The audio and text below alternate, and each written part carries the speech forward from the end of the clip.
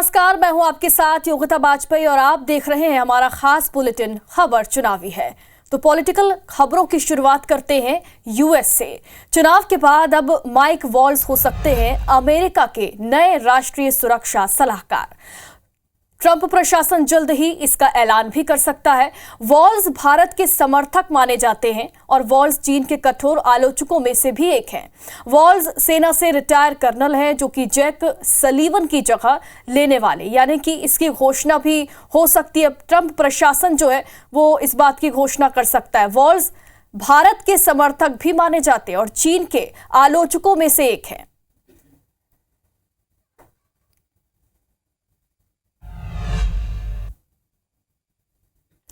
और अब रुख करते हैं नेशनल खबरों का।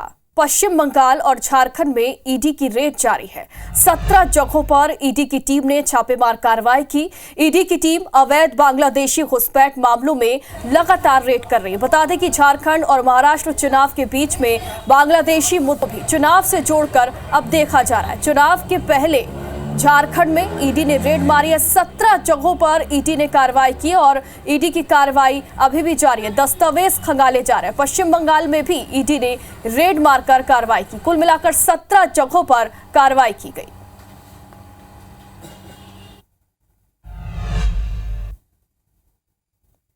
और इधर महाराष्ट्र चुनाव के बीच चुनाव आयोग की टीम नेताओं के हर मूवमेंट पर नजर रख रही है और इसी बीच उद्धव ठाकरे के हेलीकॉप्टर की चेकिंग की गई।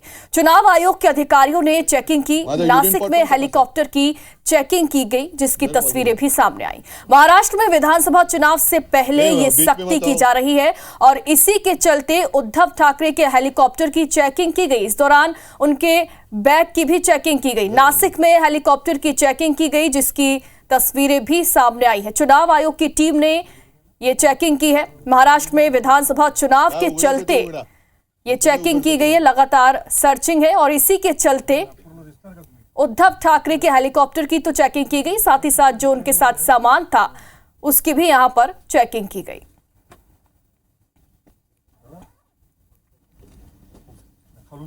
कुठल्या नोकरी देत, कुठल्या शासकीय नोकरी देत बघून घ्या।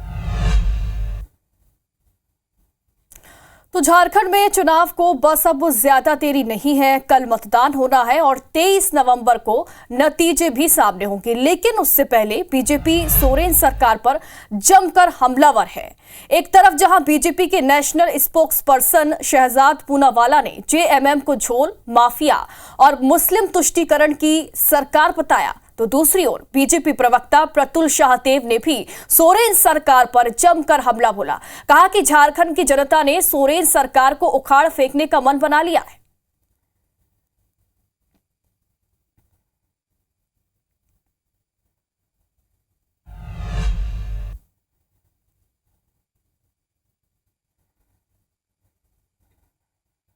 झारखंड में पिछले 5 वर्षों से जेएमएम कांग्रेस की सरकार है।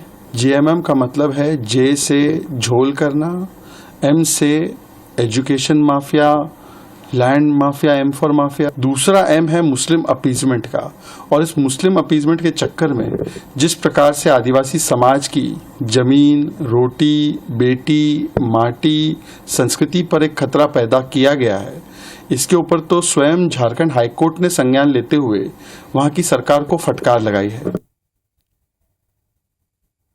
देखिए, जनता ने मन बना लिया है कि झारखंड के इतिहास की सबसे corrupt chief minister Hemant Soren, 4 साल 7 महीने जिन्होंने झारखंड को लूटा, जिनके ऊपर हजार करोड़ के घपले घोटाले का आरोप लगा, तो हमारा मानना है कि जनता खुद वोट आउट कर रही है। और 43 जो सीटों पर पहले चरण में चुनाव हो रहा है, तो जो मैजिक नंबर है 41, हम उसके बहुत करीब पहुंच जाएंगे इस पहले ही फेज में।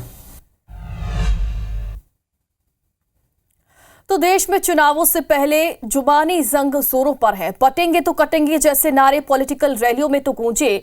तो इस नारे को लेकर जगत गुरु श्री राम भद्राचार्य का वक्तव्य भी सामने आ गया है। उन्होंने कहा कि हमें बंटना नहीं है, एक होकर रहेंगे तो कोई बाल भी बांका नहीं कर पाएगा।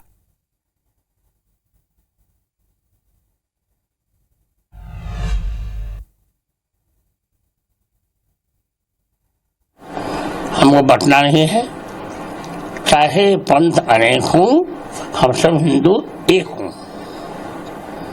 और जब हम एक होकर रहेंगे तो हमारा कोई बाल भी बांका नहीं कर सकेगा।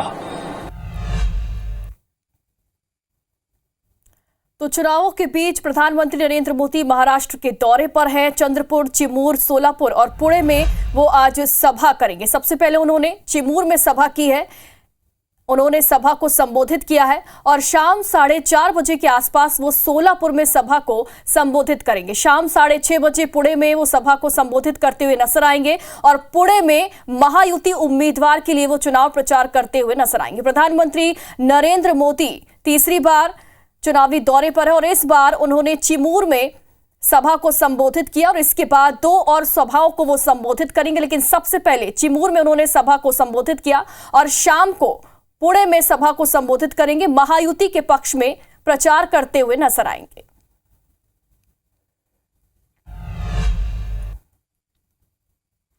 तो एक तरफ महाराष्ट्र तो वहीं दूसरी तरफ झारखंड चुनाव को लेकर भी बीजेपी ने अपनी पूरी ताकत झोंक दी है। लगातार बीजेपी के नेता, मंत्री, मुख्यमंत्री झारखंड में सभाएं कर रहे हैं। वहीं मंगलवार को गृह मंत्री अमित शाह भी झारखंड के दौरे पर रहे। यहां धनबाद में जनसभा को संबोधित करते हुए उन्होंने जेएमएम पर जमकर हमला बोला। जेएमएम को लूट खसोट का आरोपी बताया और कहा कि अगर बीजेपी की सरकार आती है तो जनता का पैसा लूटने वालों को उल्टा लटका देंगे।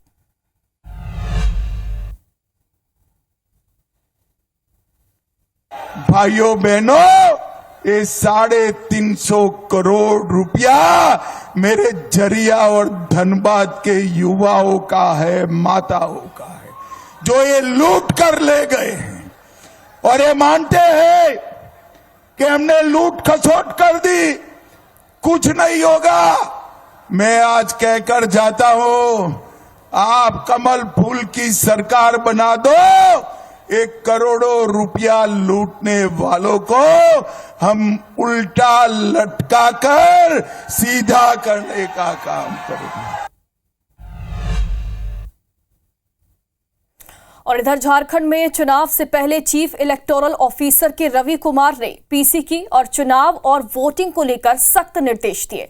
कहा कि सभी कार्यकर्ताओं को जो कि वोटर्स नहीं है, उन्हें विधानसभा क्षेत्र से वोटिंग के दौरान बाहर रहना होगा। पोलिंग बूथ पर भी किसी भी तरह से फोटो लेने पर सख्त मनाही होगी। ईवीएम के साथ सेल्फी लेने पर भी कड़ी कार्रवाई की जाएगी। बूथ के 200 मीटर क्षेत्र में कोई भी पॉलिटिकल पोस्टर नहीं लगाया जा सकता। एनआरआई वोटर्स को वोटिंग के लिए पासपोर्ट पेश करना जरूरी होगा। मीडिया हाउस से कुछ भी एप्लीकेशन करेंगे उसमें आपका परमिशन चाहिए। से सभी वोटर से अनुरोध है, आपका वो पोलिंग बूथ में सीक्रेसी ऑफ वोटिंग का सख्ती से पालन करना होगा। लास्ट इलेक्शन में 2-3 वोटर है अपने वो ईवीएम के साथ में सेल्फी खींचना, 2 केस था, उसमें उनका ऊपर क्रिमिनल केस फाइल हो जाती है। 200 मीटर का बाहर आपका इलेक्शन बूथ लगेगी। उसी इलेक्शन बूथ में इसी बार वो लेटेस्ट गाइडलाइंस के अनुसार वहां पर पॉलिटिकल पार्टी वो बैनर झंडा नहीं लगा सकते। 12 अदर अल्टरनेटिव डॉक्यूमेंट कार्ड है, उसका प्रूफ के लिए लेके जाना होगा। आपका वो एनआरआई कोई वोटिंग करना था मतलब उनका पासपोर्ट का ही आइडेंटिफिकेशन माना जाता है, इसलिए उनका पासपोर्ट लेके जाना पड़ेगी। रायपुर दक्षिण विधानसभा में कल मतदान होना है और आज बीजेपी और कांग्रेस के प्रत्याशी डोर टू डोर प्रचार कर रहे हैं। कल सुबह 7 बजे से शाम 6 बजे तक वोटिंग होगी और 266 मतदान केंद्रों पर वोटिंग होनी है। 2 लाख तकरीबन मतदाता कल वोटिंग करेंगे। तो रायपुर दक्षिण में कल उपचुनाव का रण है। कल वोटिंग करने के लिए जो लोग हैं वो मतदान केंद्र जाएंगे और अपना प्रत्याशी वहां पर चुनेंगे। किसकी जीत होगी ये तो देखने वाली बात होगी 23 नवंबर को, लेकिन उससे पहले प्रत्याशी आज डोर टू डोर प्रचार कर रहे हैं। लोगों के घर घर जाकर उनसे वोट की अपील यहां पर की जा रही है।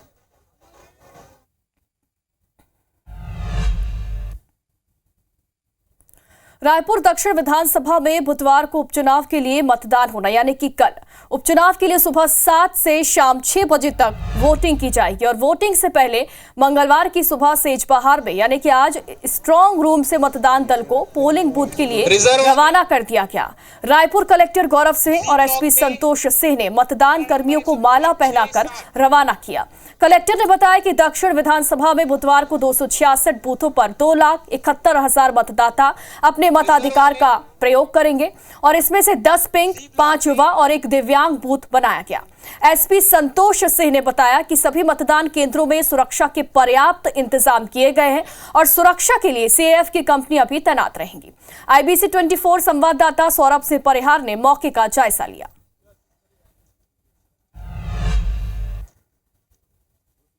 रायपुर दक्षिण विधानसभा में कल सुबह 7 बजे से मतदान है। इससे पहले कि आप देखें कि सेजबार स्ट्रांग रूम से रायपुर के कलेक्टर और एसपी जो मतदान कर्मी है, मतदान दल है, उनको रवाना कर रहे हैं। आप देख सकते हैं कि ये ईवीएम, वीवीपीएट और तमाम जो सामग्रियां हैं, चुनाव सामग्री, वो जो है वितरण किया गया है और अब जो है मतदान कर्मियों को रवाना किया जा रहा है। रायपुर के कलेक्टर और एसपी आप देख सकते हैं। और इससे पहले कि कल रात को भी जो है मतदान केंद्रों में पहुंचे थे कलेक्टर गौरव सिंह और तमाम जो दिशा निर्देश दिए थे और रूप से पूरी तैयारियां कर ली गई है।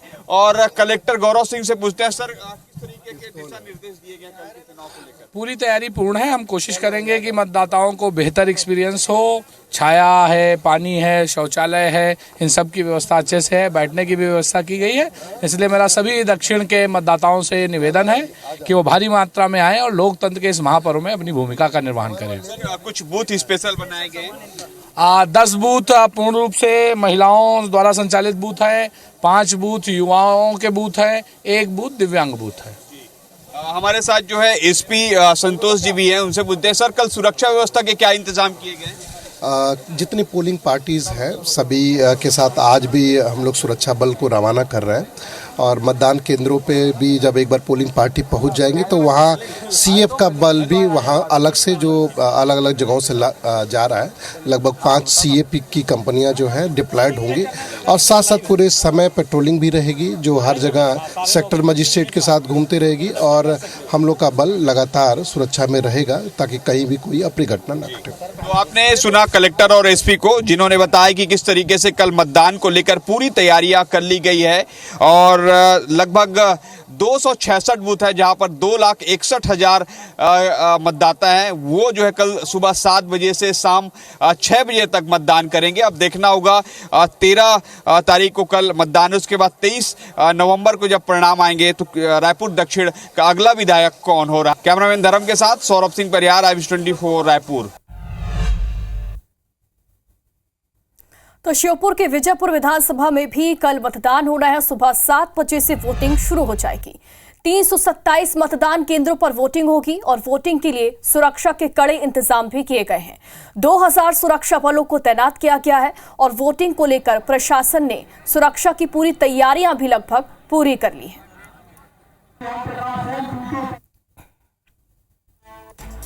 तो देखिए, विजयपुर में रामनिवास रावत और मुकेश मल्होत्रा के बीच मुकाबला है। विजयपुर का मुकाबला और उपचुनाव का रण इसलिए भी खास है क्योंकि यहां पर दल बदले हुए जो प्रत्याशी हैं वो यहां पर बीजेपी और कांग्रेस की तरफ से चुनावी मैदान में। रामनिवास रावत जो हैं वो पहले कांग्रेस में थे और उन्होंने लोकसभा चुनाव के दौरान बीजेपी ज्वाइन की थी और मुकेश मल्होत्रा भी पहले बीजेपी में थे और बाद में उन्होंने कांग्रेस ज्वाइन किए। तो दोनों ही प्रत्याशी जो हैं वो दल बदल करके पार्टियों में पहुंचे और अब चुनावी मैदान में हैं।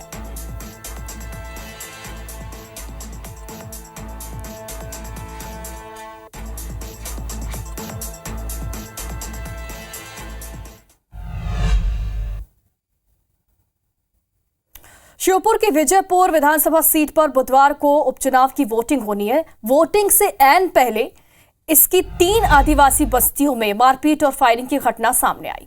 इन घटनाओं में 6 लोग घायल हुए हैं, जिनमें से धनाईचा गांव में हुए विवाद में 3 लोग, कोटका गांव में 1 और दंगपुरा गांव में 2 लोग घायल हुए। घटना की जानकारी मिलते ही भारी संख्या में पुलिस बल मौके पर पहुंचा और धनाईचा गांव में हुई घटना के 2 घायलों को जिला अस्पताल श्योपुर में भर्ती भी कराया गया। पुलिस ने एक आरोपी को गिरफ्तार भी कर लिया। कांग्रेस प्रत्याशी मुकेश मल्होत्रा और कांग्रेस नेता नीटू सिकरवार कार्यकर्ताओं के साथ घायलों से मिलने अस्पताल भी पहुंचे। उन्होंने बीजेपी प्रत्याशी रामनिवास रावत पर वोटर्स को धमकाने और उनसे मारपीट करने का आरोप भी लगाया। तो वहीं पूर्व मुख्यमंत्री कमलनाथ ने एक्स पोस्ट कर घटना का विरोध जताया। पोस्ट में उन्होंने लिखा कि फायरिंग की घटना अत्यंत चिंताजनक है। आदिवासी समुदाय के कई लोग घायल हो गए। घटना कानून व्यवस्था पर बेहद गंभीर सवाल खड़े करती है। वहीं कांग्रेस के आरोप पर बीजेपी प्रवक्ता अजय सिंह यादव का कहना है कि विजयपुर विधानसभा उपचुनाव में बीजेपी की भारी मतों के अंतर से जीत होगी। विपक्षी दल मतदाताओं को डरा धमका रहे हैं। उन्होंने प्रशासन से उपद्रवियों पर कड़ी कार्रवाई की अपील की।